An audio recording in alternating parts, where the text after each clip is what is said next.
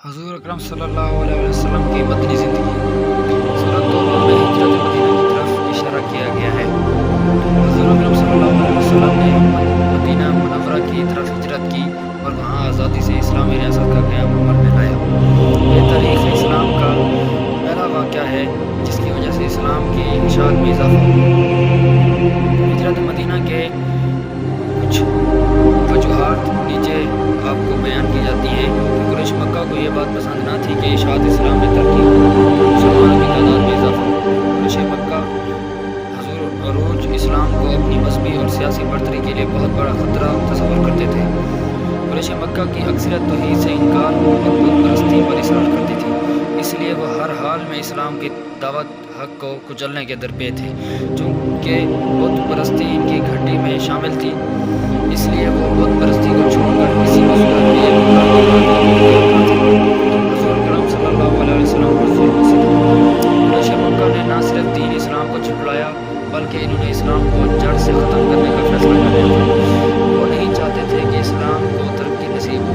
اس مقصد کے لیے حضور صلی اللہ علیہ وسلم پر طرح طرح کی سختیاں کی گئی۔ حضور صلی اللہ علیہ وسلم کو نعوذ باللہ جادوگر، دیوانہ اور شاعر اور آپ کے راستے میں کانٹے بچھائے گئے۔ آپ صلی اللہ علیہ وسلم پر گندگی پھینکی گئی، گالیاں دی گئی، مذاق اڑایا گیا، اور اس سے بڑھ کر آپ صلی اللہ علیہ وسلم پر نماز کی حالت میں بوجھلی پھینکی گئی۔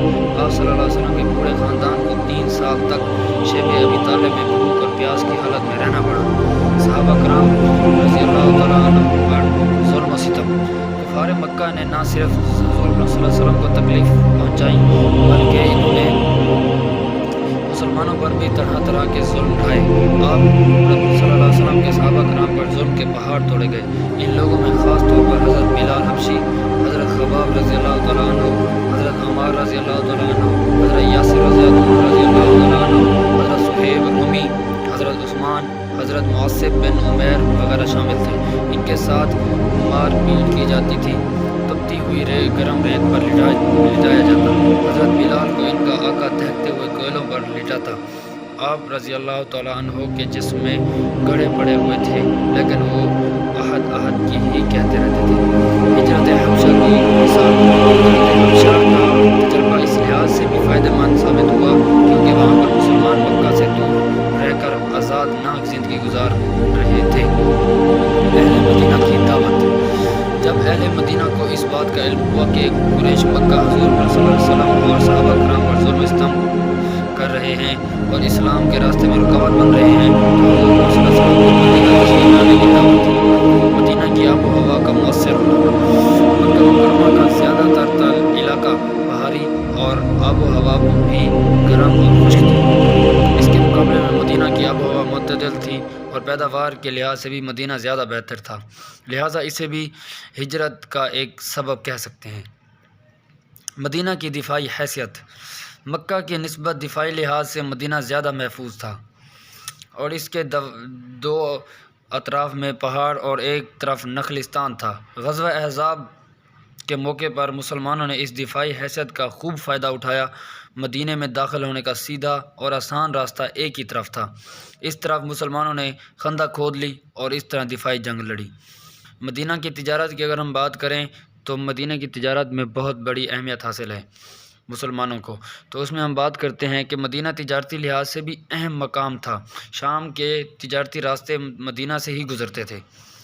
قریش مکہ چونکہ تجارت کرتے تھے اس لیے مدینہ ان کے راستے میں پڑتا تھا۔ قریش مکہ پر دباؤ ڈالنے کی خاطر مسلمانوں نے ان کے تجارتی قافلوں کی نگرانی شروع کر دی، بلکہ غزوہ بدر کا اہم سبب حضرت ابو سفیان کا تجارتی قافلہ ہی تھا۔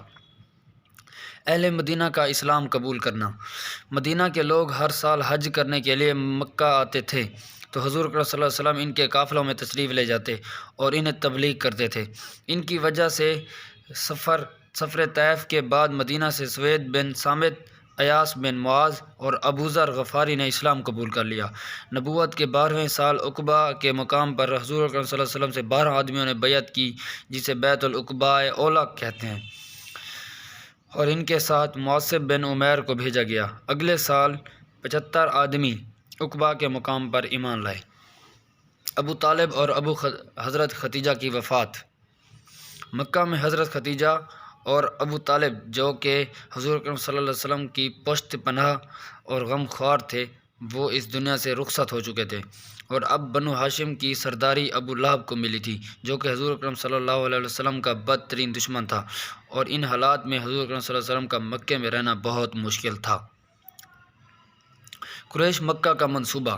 حضور اکرم صلی اللہ علیہ وسلم نے مکہ چھوڑنے کا فیصلہ اس وقت کیا جب کفار کے مختلف قبائل کے سرداروں نے دارالندوہ میں جمع ہو کر آپ صلی اللہ علیہ وسلم کو قتل کرنے کا فیصلہ کیا۔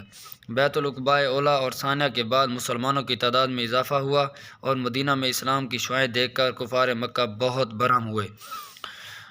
ابو جہل کی ناپاک تجویز یہ فیصلہ ہوا کہ ہر قبیلے سے ایک جوان شمشیر زن ہو کر رات کو حضور صلی اللہ علیہ وسلم کے گھر کے پاس کھڑا ہو جائے، تاکہ جب آپ صلی اللہ علیہ وسلم صبح کو گھر سے نکلیں تو سب یکدم حملہ کر کے آپ صلی اللہ علیہ وسلم کو نعوذ باللہ قتل کر دیں، اور اس کی ذمہ داری سب پر یکساں ہو اور بنی ہاشم کسی سے بدلہ جرأت نہ کر سکے۔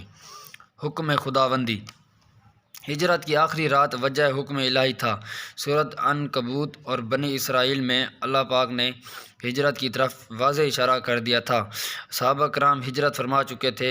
ادھر دارالندوہ میں سرداران قریش آپ صلی اللہ علیہ وسلم کو قتل کا منصوبہ بنا رہے تھے، اور ادھر اللہ نے بذریعہ وحی حضور اکرم صلی اللہ علیہ وسلم کو اطلاع دی اور ہجرت کا حکم دیا۔ ہجرت مدینہ کے واقعات بیان کریں۔ منصوبہ قتل کو عملی جامہ پہنانا۔ بیعت عقبہ ثانیہ کے بعد حضور اکرم صلی اللہ علیہ وسلم نے ان مسلمانوں کو مکہ سے مدینہ ہجرت کرنے کی اجازت عطا فرمائی جن کے لیے کفار مکہ ظلم و ستم کے باعث اپنا آبائی اور محبوب وطن آگ کا پہاڑ اور انگاروں کا میدان بن چکا تھا، اور ان میں گنتی کے چند صحابہ باقی تھے جن میں حضرت ابوبکر صدیق رضی اللہ تعالیٰ عنہ اور حضرت علی رضی اللہ تعالیٰ عنہ شامل تھے۔ کفار مکہ کے مشہور قبائل بنو عبد الشمس، بنو نوفل، بنو اسد، بنو مخزوم اور بنو عبد الدار کے بڑے بڑے سردار مثلاً شیبہ ولید، عتبہ، ابو سفیان، ابو جہل اور امیہ بن خلف وغیرہ نے دارالندوہ میں اجلاس بلا کر ابو جہل کی اس تجویز پر اتفاق کیا کہ ان تمام قبائلوں میں سے ایک نوجوان منتخب کیا جائے۔ حضور اکرم صلی اللہ علیہ وسلم کی گھر سے روانگی۔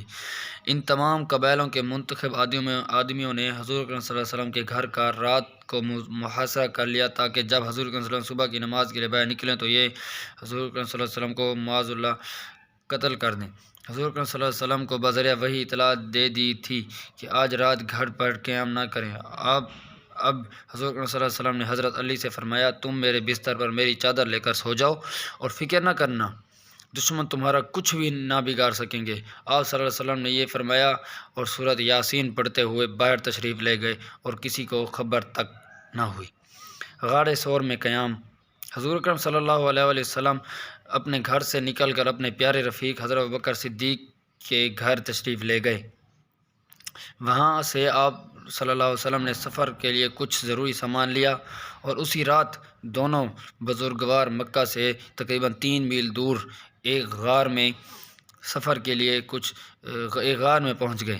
رات کی تاریکی میں حضرت اسماء بنت ابوبکر رضی اللہ تعالیٰ عنہ گھر سے روٹی دے جاتی، عبداللہ بن ابو بکر رضی اللہ تعالیٰ عنہ اہل مکہ کی باتیں سناتے، عامر بن فہیرہ حضرت ابوبکر صدیق کے غلام بکریوں کا ریوڑ لے کر آتے اور باقدر ضرورت دودھ دے کر واپس چلے جاتے تھے۔ غار سے روانگی۔ اب بھی آپ اور ابوبکر صدیق غار ہی میں تھے کہ حضرت ابوبکر صدیق کو مکہ کے چند آدمی دکھائی دیے تو حضور صلی اللہ علیہ وسلم نے ذکر کیا۔ آپ صلی اللہ علیہ وسلم نے فرمایا، غم مت کرو، بے شک اللہ ہمارے ساتھ ہے۔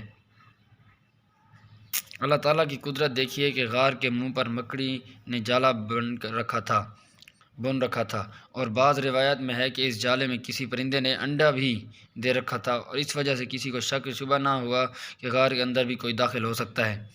اس طرح خدا نے حضرت ابوبکر صدیق اور حضور اکرم صلی اللہ علیہ وسلم دونوں کو محفوظ رکھا۔ آپ صلی اللہ علیہ وسلم نے غار ثور میں 3 دن قیام کیا۔ سراقہ بن جاشم۔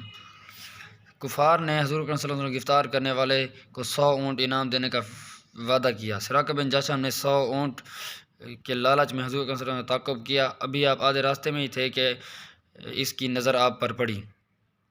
اس نے گھوڑا دوڑائی اور گھوڑی دوڑائی اور آپ صلی اللہ علیہ وسلم کے قریب پہنچ گیا، سمجھا کہ کامیاب ہو گیا۔ اتنے میں گھوڑی گھٹنوں کے بل گری، پھر دوڑائی۔ حضور صلی اللہ علیہ وسلم نے دعا کی، الہی اس کے شر سے بچاؤ، اور ادھر گھوڑی کے قدم زمین میں دھنس گئے۔ اس نے جان کی امان مانگی، حضور صلی اللہ علیہ وسلم نے پناہ